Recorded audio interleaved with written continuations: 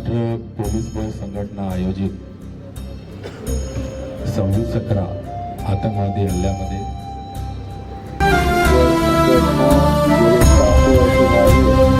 सर्व पोलिसांना डीजी लोनचा जो प्रस्ताव होता तो मान्य केलेला आहे।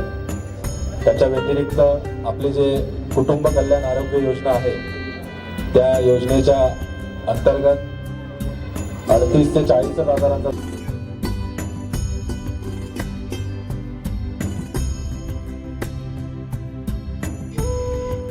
नवी मुंबई या सगळ्या पोलीस पत्नीच्या वाट बघतात ज्यांना हक्काचं घर पाहिजे।